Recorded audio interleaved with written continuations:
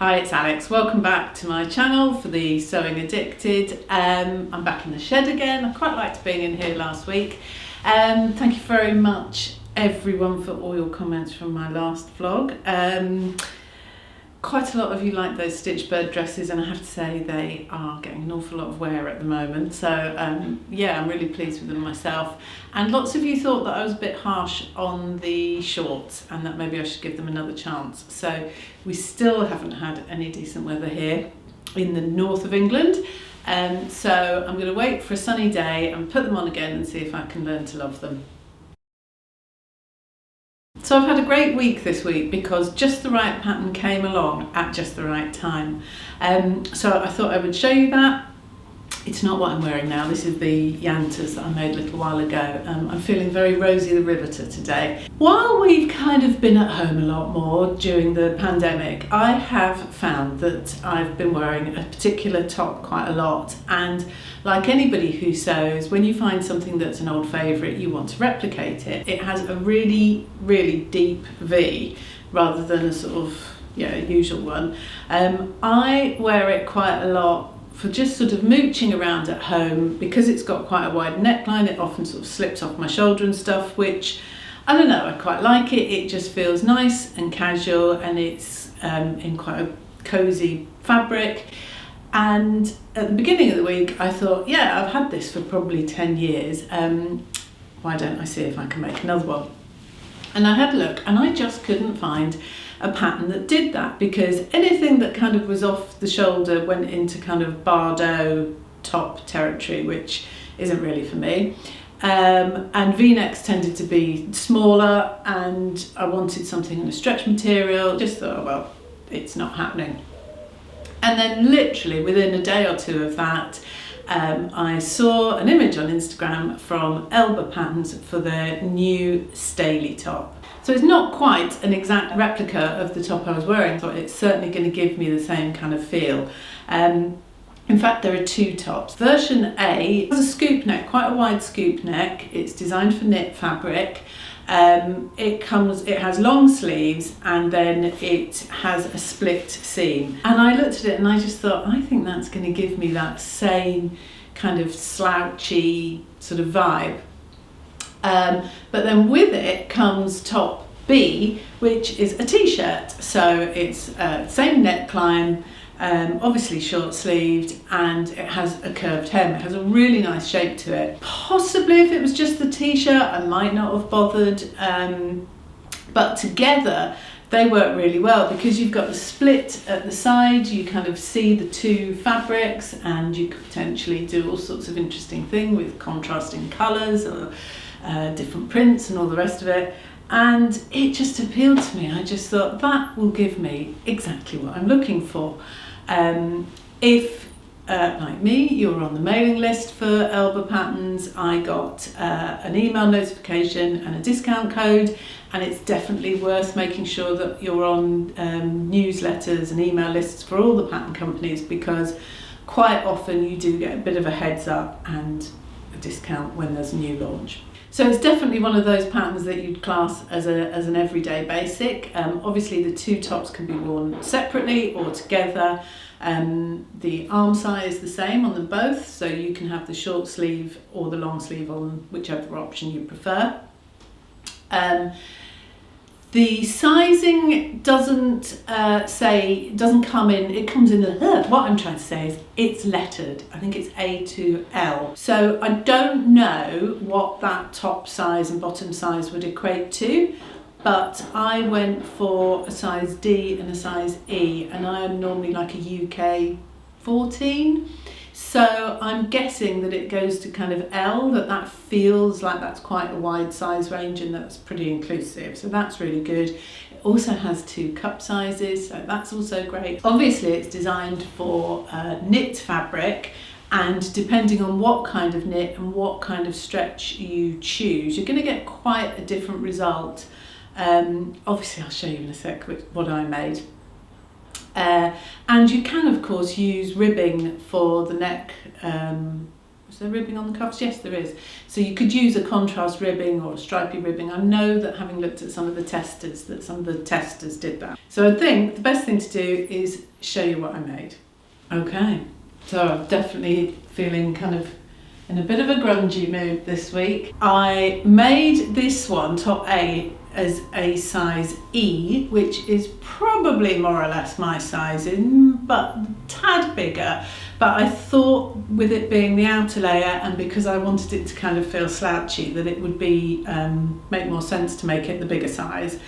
And then I made the t-shirt in a size D, which is a tiny bit smaller than my measurements would require, but I figured with it being a t-shirt that would probably work well.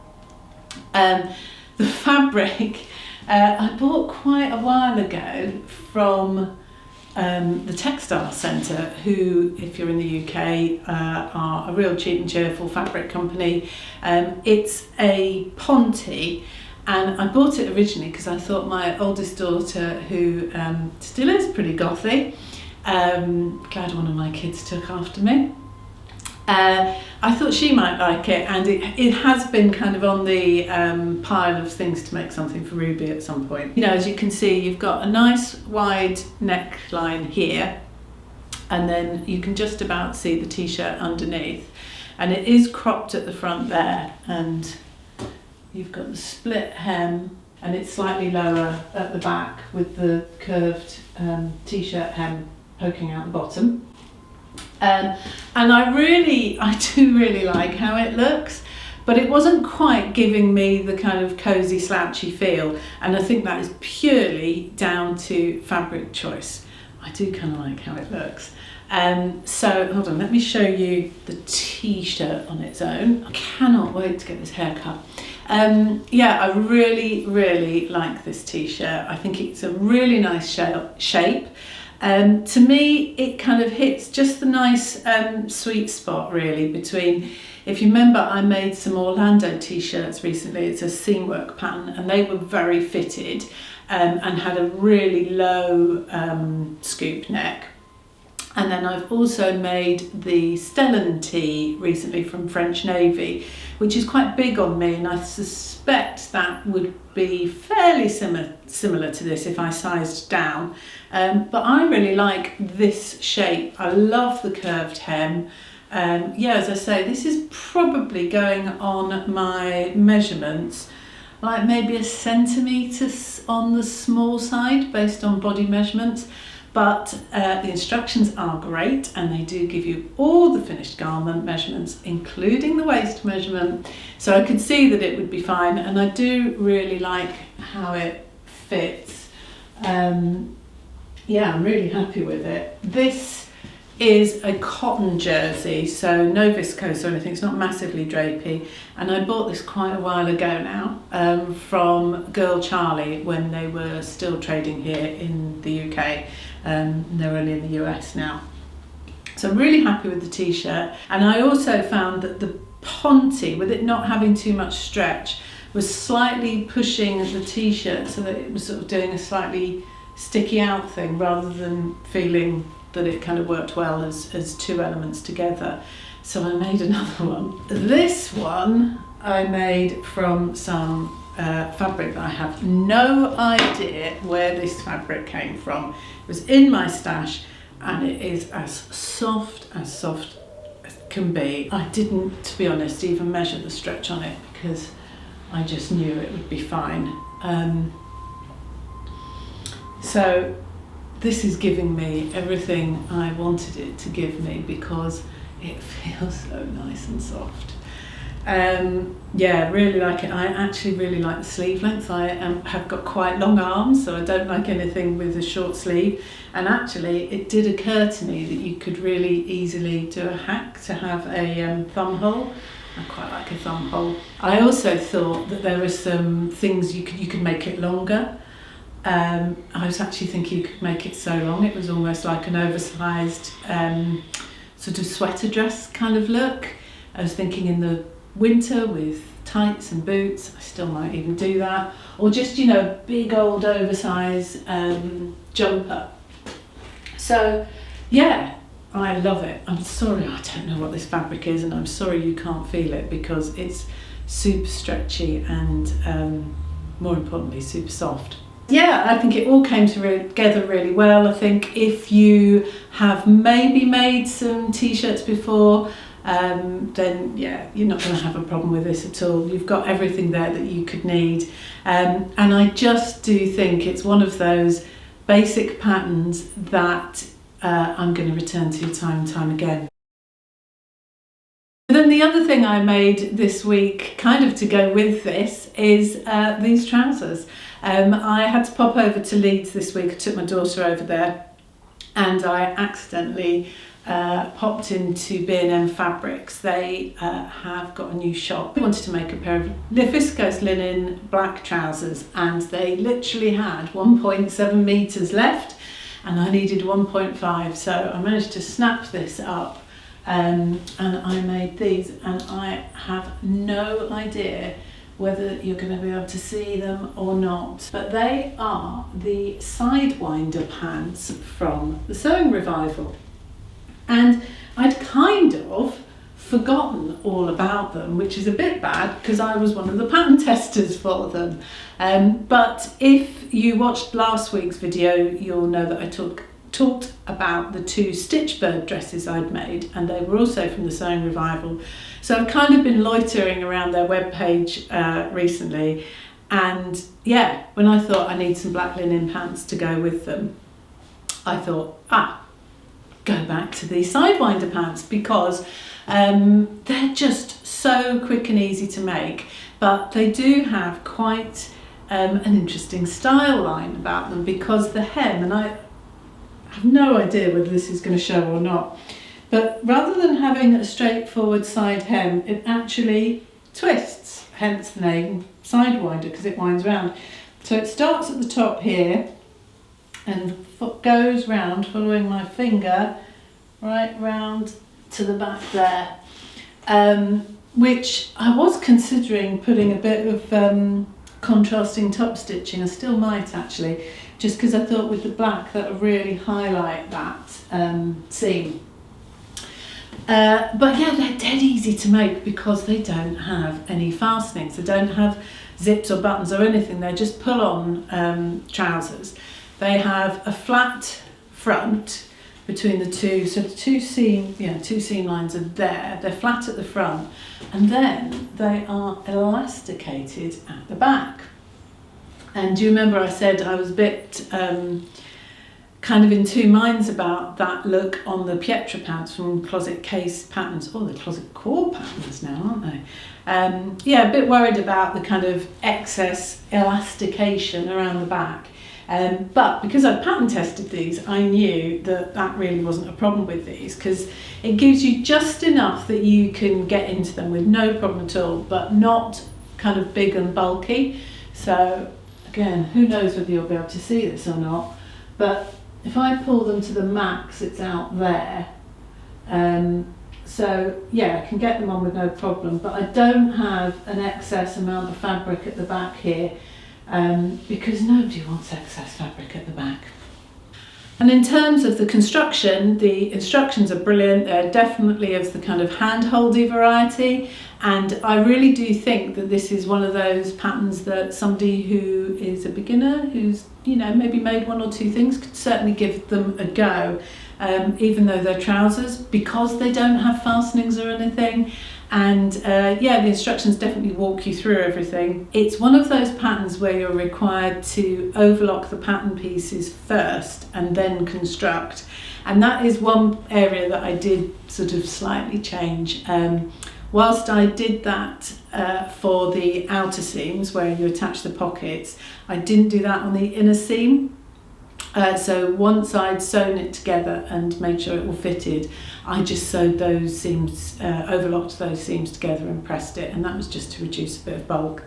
I love the way the pockets come together on this. Rather than having two pocket pieces that you attach to each, you know, the front and the back, and then sew together in the sort of fairly standard way, the pocket is one piece that's folded over when you come to construct it, and I have just found that gives a much cleaner look, both in terms of bulk but also when they're off the hanger. I quite like the inside to look nice and neat. And the other thing I really like about the way they're constructed is the treatment of the waistband, because rather than having a separate waistband, it's almost like a grown-on waistband. So the band piece is actually almost like the facing on the inside. So again, you've not got too much bulk at all. You literally just overlock the bottom of it or turn it up depending on your preference, attach it, and then you add the elastic, which is only around the back. It just makes it really nice and clean and keeps that all kind of, bulk free, but also quick. So, I mean, I don't know how long it took me to make these, but probably no more than a couple of hours. Although, they're not my first pair, so maybe, maybe that's why. So overall, I'm really happy. I think I said I made the size medium, I can't remember. It's another really versatile one. They come as two lengths, a 7/8 and a full length. These are actually the 7/8, and all I did was turn them up.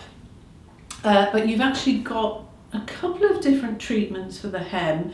You've got one with a full cuff so that you can have a nice turn up on it, and one that's just straightforward, and then one that's elasticated. And the reason that I didn't do the full turn up is I quite like mine to look a bit messier, so I probably would turn these up, but I kind of like it to look almost rolled rather than as neat as a cuff. Possibly if I was making them to wear for work or something like that, then the cuff would probably, the nice neat cuff would probably be the better option. Because I don't have the slimmest ankles in the world. Sometimes with tapered trousers, they can be tighter around the ankle than I'd like them to be. But these don't do that. They give me just about the right width at the ankle.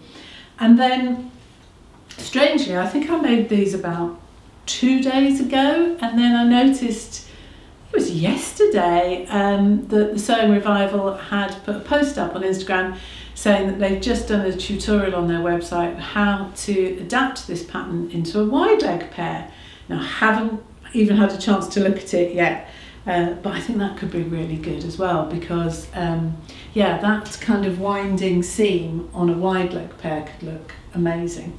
But that's something else to look into. So I'll put links in the description box below in case you're interested in checking out any of these patterns. The Stayley top from Elbe Textiles and the Sidewinder Pants from the Sewing Revival.